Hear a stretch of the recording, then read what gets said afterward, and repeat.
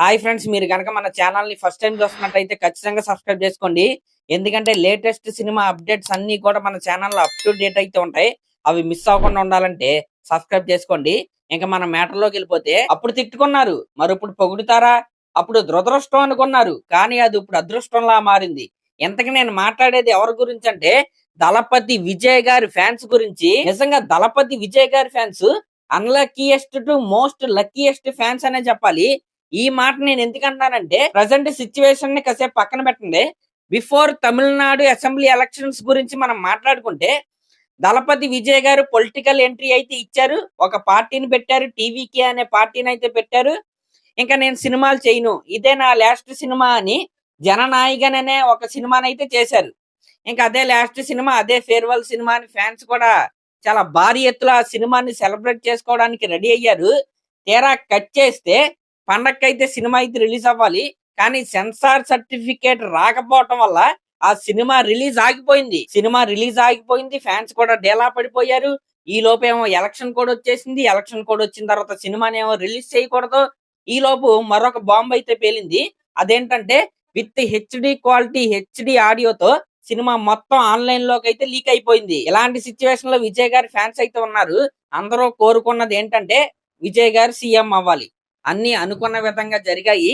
Tamil Nadu elections లో దళపతి విజయ్ గారు విజయ డంకా అయితే మోగించి తమిళనాడు చీఫ్ మినిస్టర్ గా ప్రమాణ స్వీకారం అయితే చేశారు. ఇప్పుడు మరి జననాయకన్ సినిమా ఎప్పుడు రిలీజ్ అయింది, ఈ డౌట్ అయితే ఫ్యాన్స్ లో అయితే ఉంది.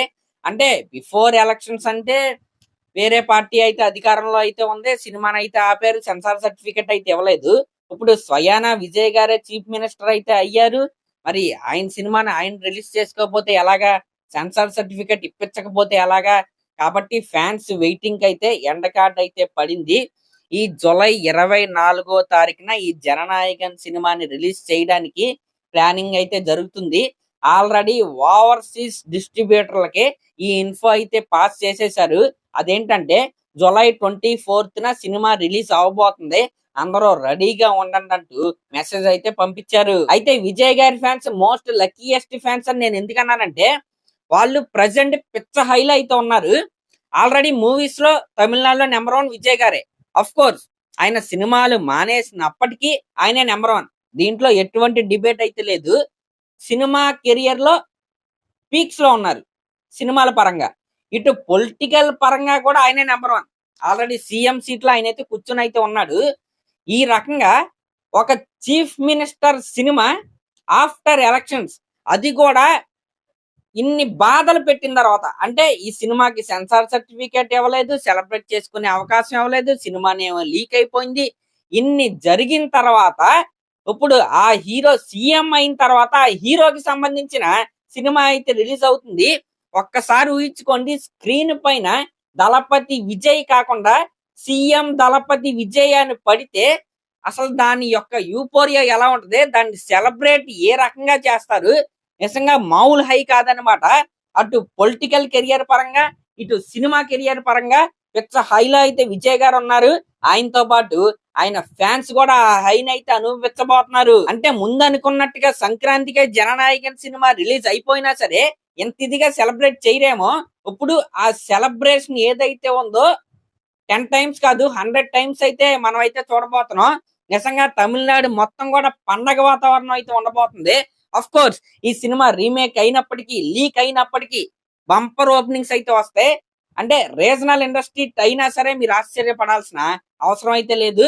నిజంగా వేరే లెవెల్ యూఫోరియాని అయితే జననాయకన్ సినిమా రిలీజ్ రోజు మనం అయితే చూస్తాం. కానీ నాకు ఇక్కడ ఉన్న చిన్న డౌట్ ఏంటంటే, ఈ జననాయకన్ సినిమాని పొలిటికల్ ఎంట్రీని దృష్టిలో పెట్టుకుని విజయ్ గారు అయితే చేశారు.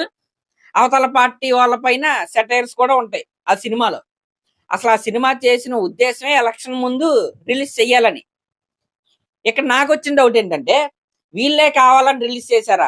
అంటే హెచ్డి ప్రింట్ బయటకు వచ్చింది, విత్ హెచ్డి ఆడియోతో బయటకు వచ్చేసింది.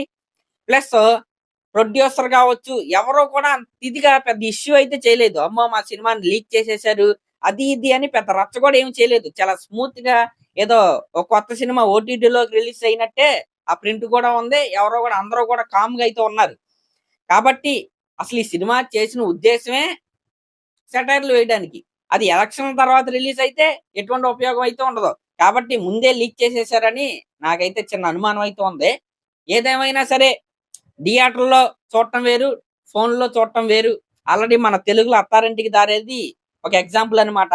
లీక్ అయినా సరే ఇండస్ట్రీ హిట్ అయితే అయింది. అదే ఈ 'జననాయకన్' సినిమా విషయంలో కూడా జరిగిద్దేమో అని నాకైతే అనిపిస్తుంది. మరి అదన్నమాట మ్యాటర్. ఓన్లీ తమిళ్‌లోనే కాదు, తెలుగులో కూడా మంచి డీసెంట్ ఓపెనింగ్స్ అయితే ఈ సినిమాకైతే రాబోతున్నాయి. దీంట్లో ఎటువంటి అనుమానం అయితే లేదు. మరి అదన్నమాట మ్యాటర్. డేట్ గుర్తుంది కదా!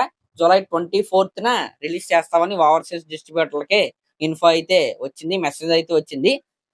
సెన్సార్ ఫార్మాలిటీస్ అయితే ప్రెజెంట్ జరుగుతున్నాయి. కాబట్టి ఇంకొక 2 డేస్ లోనే అఫీషియల్ గా వీళ్ళు అనౌన్స్ చేసే అవకాశం కూడా మనకైతే కనపడుతుంది. మరి అదన్నమాట మ్యాటర్. మరి దీనిపై మీరేమనుకుంటున్నారో కామెంట్ చేయండి. అలాగే ఇలాంటి లేటెస్ట్ సినిమా అప్డేట్స్ కోసం మన ఛానల్ అయితే సబ్స్క్రైబ్ చేసుకోండి. Thank you.